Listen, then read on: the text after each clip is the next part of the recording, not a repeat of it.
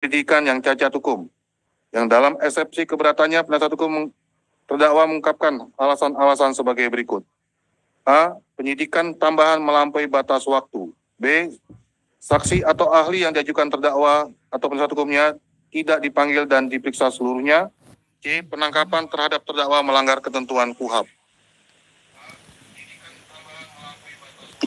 Setelah majelis hakim mengkaji lebih lanjut dalil eksepsi keberatan penasihat hukum terdakwa, ternyata eksepsi keberatan yang diajukan oleh penasihat hukum terdakwa tersebut adalah menyangkut mengenai proses penyidikan, yang dalam hal ini menurut majelis hakim ada ruang lingkup dari pra-peradilan sebagaimana sesuai dengan pasal 77 KUHP.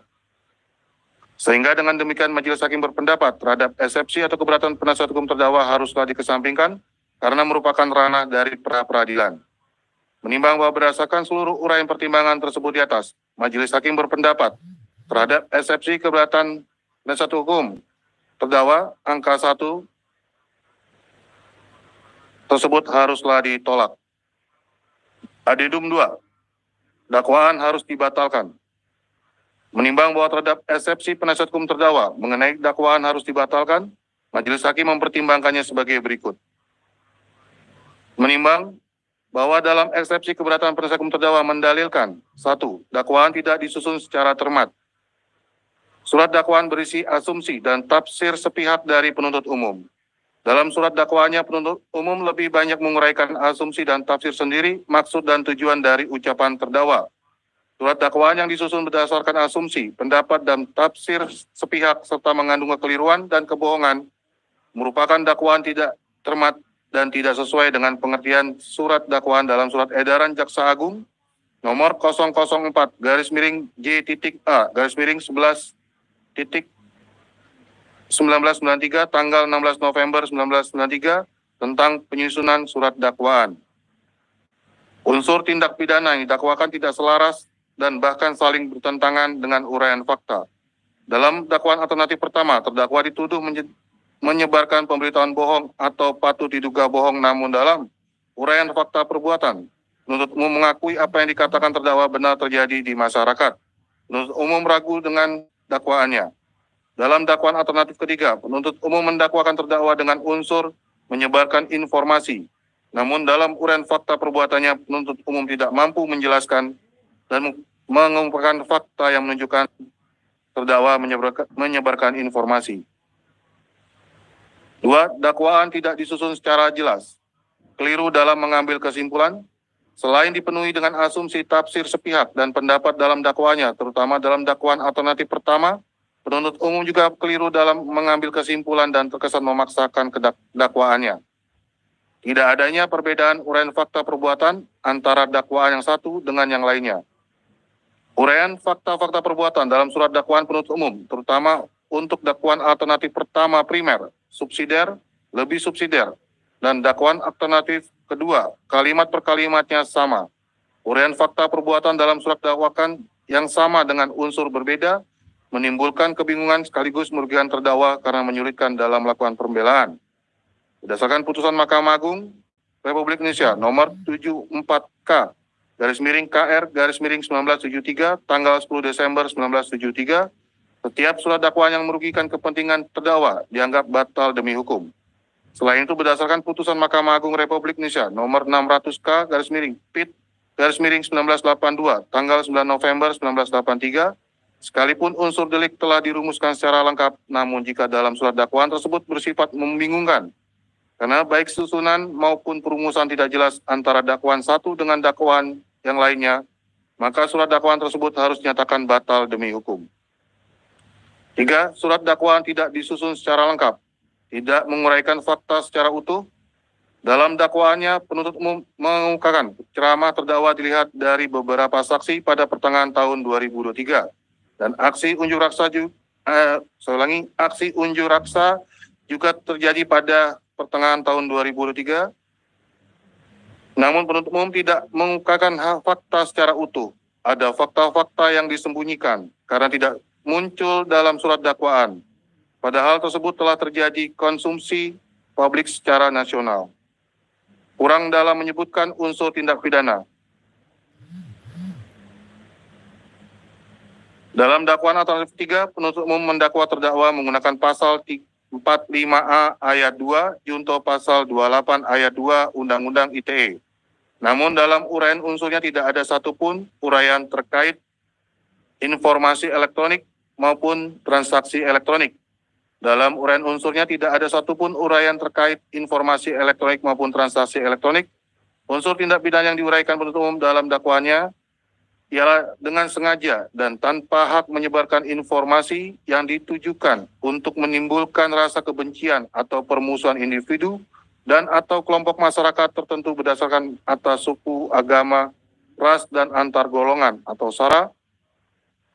Sementara dalam uraian faktanya membahas penyebaran informasi elektronik yang dilakukan oleh orang lain. Namun terdakwa dimintai pertanggungjawaban karena membiarkan penyebaran informasi elektronik tersebut. Yang sekali lagi, itu hanya berdasarkan kepada kesimpulan sepihak. Hal ini menimbulkan kebingungan apakah terdakwa dituduh melakukan perbuatan membiarkan penyebaran informasi elektronik atau informasi biasa. Adanya ketidaklengkapan ini menjadikan ketidakjelasan perbuatan apa yang didakwakan kepada terdakwa. Dakwaan yang demikian merupakan dakwaan yang kabur, obscurable, dan harus dinyatakan batal demi hukum.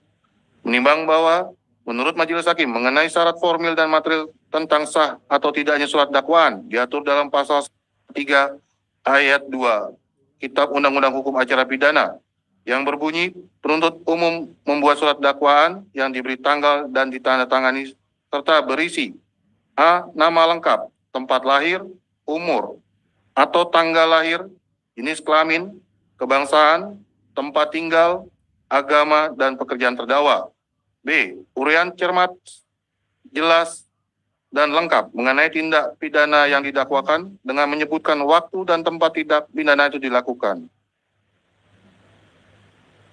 Menimbang bahwa secara umum syarat formal dalam surat dakwaan yang dicantumkannya identitas terdakwa secara jelas dan lengkap terdiri dari nama lengkap, tempat lahir, umur, atau tanggal lahir, jenis kelamin, kebangsaan, tempat tinggal, agama, dan pekerjaan, serta surat dakwaan yang diberi tanggal dan ditandatangani oleh penuntut umum.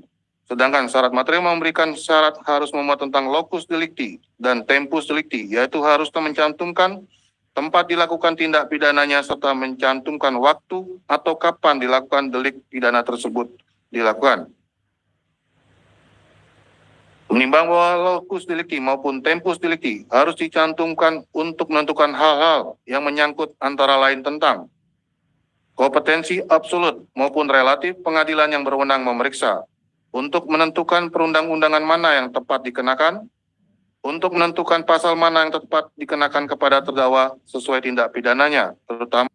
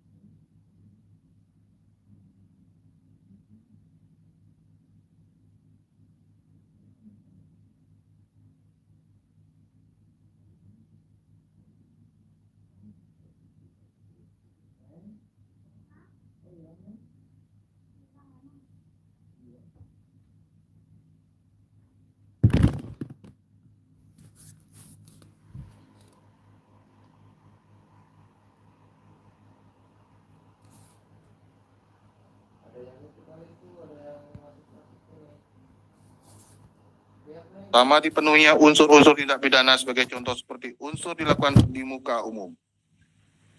Untuk menentukan umur terdakwa, apakah termasuk anak-anak atau dewasa. Untuk menentukan usia dan umur korban, apakah masuk Undang-Undang Perlindungan Anak atau masuk dalam pasal-pasal pidana umum dan lainnya.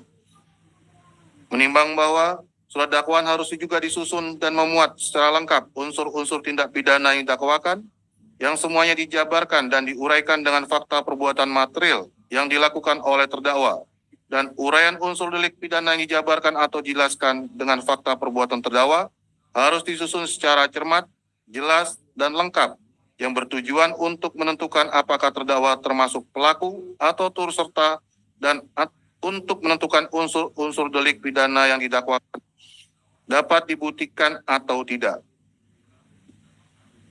Menimbang bahwa setelah majelis hakim membaca, memperhatikan dan mempelajari surat dakwaan nomor register perkara PDM strip 138 garis miring M titik 2.21 garis miring EKU titik 2 garis miring 10 garis miring 2023 tertanggal 31 Oktober 2023 yang diajukan oleh penuntut umum atas nama terdakwa Abdul Salam Panji Gumilang alias AS Panji Gumilang, saya ulangi, Panji Gumilang alias Abdul Salam, R Panji Gumilang alias Abu Ma'arik alias Haji Abu Ma'arik. Yang merupakan menjadi dasar pemeriksaan ini, penuntut umum telah menguraikannya secara lengkap dan jelas mengenai identitas terdakwa dalam surat dakwaannya. Serta majelis hakim telah memeriksa identitas terdakwa di persidangan pada hari Rabu tanggal 8 November 2023 dan terdakwa membenarkan mengenai identitas yang tercantum dalam surat dakwaan penuntut umum, dan dalam surat dakwaan penuntut umum juga telah menguraikan secara jelas tentang tempat dilakukan tindak pidananya serta mencantumkan waktu atau kapan dilakukannya tindak pidana tersebut dilakukan oleh terdakwa. Menimbang bahwa terhadap eksepsi atau keberatan penasihat hukum terdakwa yang mendalilkan dakwaan harus dibatalkan oleh karena surat dakwaan tidak disusun secara cermat, surat dakwaan tidak disusun secara jelas, surat dakwaan tidak disusun secara lengkap. Setelah majelis mengkaji dasar uraian alasan keberatan eksepsi tersebut, majelis hakim berpendapat keberatan yang diajukan oleh penasihat hukum terdakwa tersebut bukan merupakan mengenai formalitas surat dakwaan seperti yang dikehendaki oleh undang-undang yang diatur dalam pasal 143 ayat 2 huruf B KUHP, namun telah menyangkut materi pokok perkara yang akan dibuktikan kebenarannya.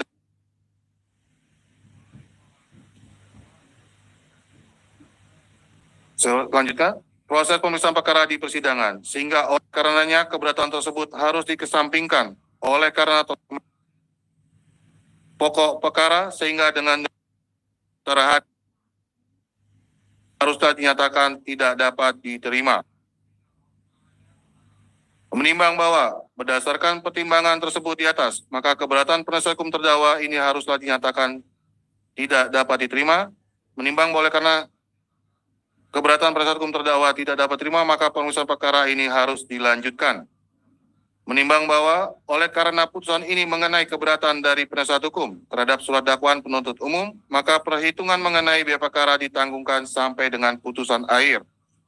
Memperhatikan pasal 156 ayat 1 dan 2 Undang-Undang Nomor 8 Tahun 1981 tentang hukum acara pidana serta peraturan undang-undangan lain yang bersangkutan.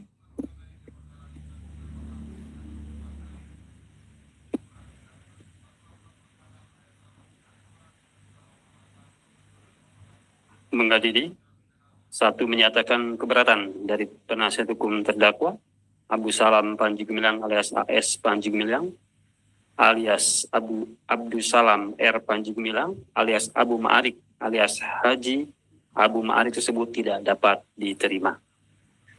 2, memerintahkan penuntut umum untuk melanjutkan pemeriksaan perkara nomor 365 garis miring PID.B garis miring 2023 garis miring PN.IDM atas nama terdakwa Abdul Salam Panji Gumilang alias AS Panji Gumilang alias Abdul Salam R Panji Gumilang alias Abu Ma'arik alias Haji Abu Ma'arik sebut di atas.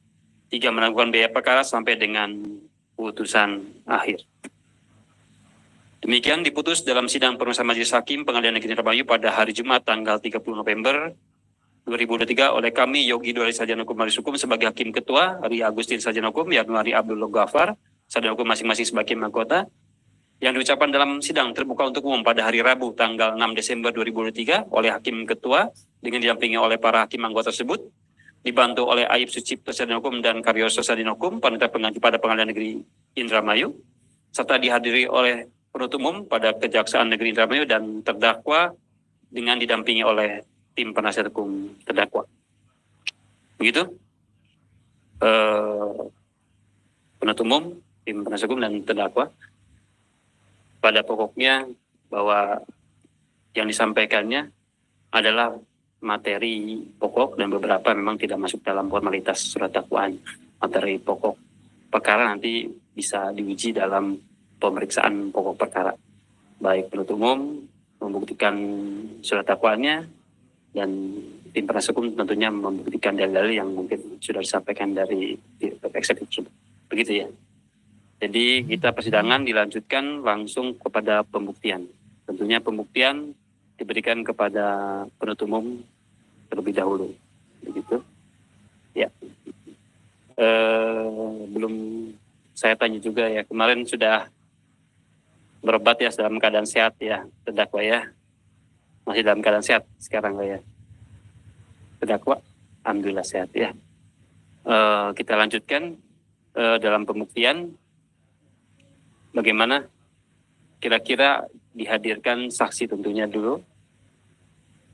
Rabu depan bisa kita atur ada 49 ya. 40 berapa? 6. 46 karena yang sisanya saksi yang meringankan yang ada dalam berkas itu. Kira-kira dihadirkan kapan? Rabu bisa Pak? Mohon izin majelis untuk kami penuntut umum akan menghadirkan saksi untuk minggu depan hari Rabu. Rabu ya. Tanggal 13. Rabu tanggal 13. Berapa orang mau dihadirkan kira-kira? Ya. Kami hadirkan 5 saksi. 5 saksi. Kira-kira membutuhkan berapa lama ya? 5 saksi itu, satu saksi berapa lama kira-kira? Satu saksi kan ini kan saksi kapasitas pelapor. Pelapor. Ya, kapasitas pertanyaan dan sebagainya ketika di tahap 2 ya, begitu. Iya. Kalau ahli mungkin agak lama ya berarti ya. Iya, mungkin ahli yang saksi agak cepat ya Pak ya. Yang saksi pelapor 5-5-nya saksi pelapor. Nanti ada beberapa saksi pelapor dan ada beberapa saksi yang umum. Gitu ya. Di hari Rabu tanggal 13 Desember 2020. Kalau izin majelis, rencana yang seminggu 2 kali itu apakah? Iya.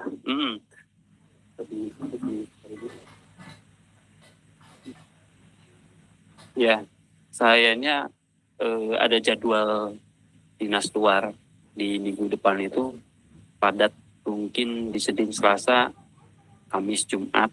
Jadi memang tersisa Rabu. Itu pun sidang mungkin Rabu semua. Ya. Cuman ya itu diprioritaskanlah perkara ini. Kenapa? Karena penahanan kalau harapan kami ya namanya persidangan asas sederhana cepat biar ringan ya. Kalau bisa sesegera mungkin dilaksanakan secepat mungkin ya kami harapannya seperti itu. Cuman kan waktu kita ya sama ya. Dalam seminggu kita punya 5 hari kerja ya. Nggak bisa kita sidang di hari Sabtu dan Minggu begitu ya. Ya dan memang ada juga sidang yang lain yang membutuhkan pencari keadilan, membutuhkan kami juga gitu. Jadi kita prioritas ini karena memang menarik perhatian masyarakat. Gitu. Di hari Rabu pagi ya. Jam berapa? Jam 9. 9. Iya. Kami pun tadi baru pulang dari dinas luar jadi agak terlambat tapi konfirmasi sebelumnya pasti kalau memang ada modernis jam 10 ya, jam 9 begitu ya. Karena jangan terlalu lama juga terdakwa ada di sini kan, bisa santai gitu kan. Kalau tim penasihat hukum sudah biasa yang menunggu sidang ya Pak ya. Ya Pak. Penuntut umum sudah biasa menunggu sidang gitu. Ya. Begitu, jadi hari Rabu tanggal 13 Desember 2023 ya. Ada yang mau disampaikan dari tim penasihat hukum terdakwa?